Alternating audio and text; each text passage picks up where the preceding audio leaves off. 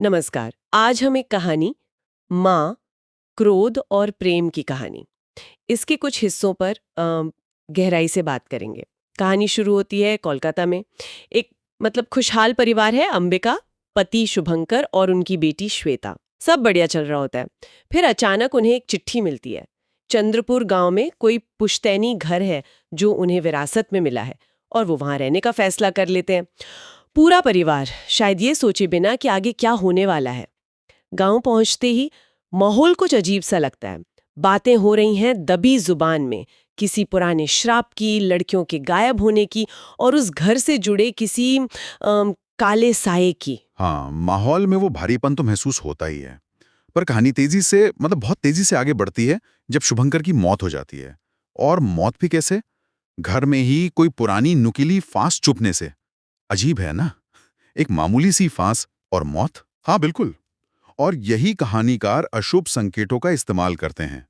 देखिए, पुराना घर, गांव की वो रहस्यमयी बातें और फिर ये अचानक हुई मौत, ये सब मिलकर ना आने वाले खतरे और डर का एक तरह से स्टेज सेट करते हैं। ये सिर्फ माहौल बनाना नहीं है, ये दर्शकों को तैयार करना है कि कुछ भयानक होने वाला है। सही कहा। इस हादसे से अंबिका तो बिल्कुल टूट जाती है। वो बेटी श्वेता को लेकर वापस कोलकाता आ जाती है, उस जगह से, उन यादों से दूर। लेकिन कहानी उन्हें फिर वहीं खींच लाती है। 6 महीने बाद ही प्रॉपर्टी बेचने के लिए उन्हें चंद्रपुर वापस जाना ही पड़ता है, मजबूरी में। और जैसे ही वो लौटती हैं, गांव में लड़कियों के गायब होने का वो भयानक सिलसिला वो फिर शुरू हो जाता है और सारे शक, सारी उंगलियां उसी घर की तरफ उठती हैं। तब जाके पता चलता है कि गांव में एक बहुत पुराना गहरा राज दबा हुआ है, एक प्राचीन राक्षस की कहानी जो अमर होने के लिए छोटी बच्चियों को अपना शिकार बनाता है। और गांव वाले वो सब जानते हैं, पर डर के मारे चुप हैं, एकदम चुप। हाँ, ये स्थिति दिखाती है, ये जो सामूहिक भय होता है ना, उसका मनोविज्ञान, कैसे डर पूरे समुदाय को जकड़ लेता है। लोग सच जानते हुए भी, खतरा सामने देखते हुए भी बोल नहीं पाते।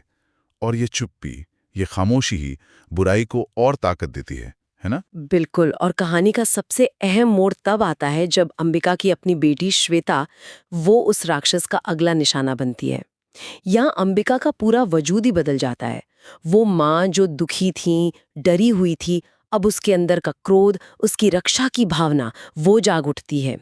वो किसी हथियार से नहीं लड़ती, वो लड़ती है अपने प्यार से, अपने गुस्से से और अपनी भक्ति से। वो माँ काली का आवाहन करती है, जिन्हें हम उग्र संरक्षण और बुराई के नाश से जोड़ते हैं। वो जैसे खुद एक शक्ति का रूप ले लेती है। सही कहा। ये लड़ाई फिर सिर्फ एक माँ और राक्षस की नहीं रह जाती। ये एक आध्यात्मिक जंग बन जाती है। अंबिका का माँ काली के उस तत्व को अपनाना, ये मातृत्व की उस परम रक्षात्मक शक्ति का प्रतीक है जिसे हम शक्ति कहते हैं। ये दिखाता है कि माँ का प्यार सिर्फ नर्म कोमल नहीं होता, जरूरत पड़ने पर वो विनाशक भी हो सकता है। ये अस्तित्व की लड़ाई है। और अंत में अंबिका उस काली शक्ति का सामना करती है जिसने पहले उसके पति को छीना था और अब उसकी बेटी को छीनना चाहती थी। जबरदस्त टकराव होता है और बुराई हार जाती है। वो श्राप टूट जाता है, गांव आजाद होता है। कहानी का सार बिल्कुल साफ है। एक माँ जब अपने बच्चे को बचाने पर आती है तो उसकी ताकत से बढ़कर कोई ताकत नहीं।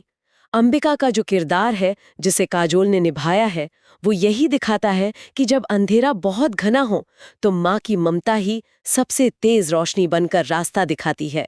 निश्चित रूप से ये कहानी सीधे सीधे मातृत्व और जो स्त्री शक्ति की हमारी गहरी सांस्कृतिक जड़ें हैं, उनसे जुड़ती है। जहां माँ सिर्फ जन्म देने वाली नहीं, बल्कि सृष्टि की रक्षक है, परम संरक्षक।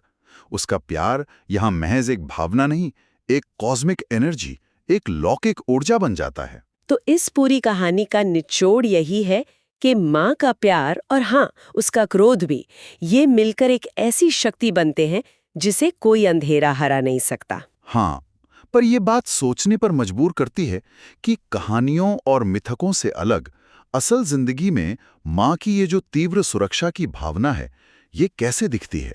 क्या इसकी भी कोई सीमाएं होती हैं, या ये सच में हर मुश्किल, हर बाधा को पार कर सकती है? ये गहरा सवाल है सोचने के लिए।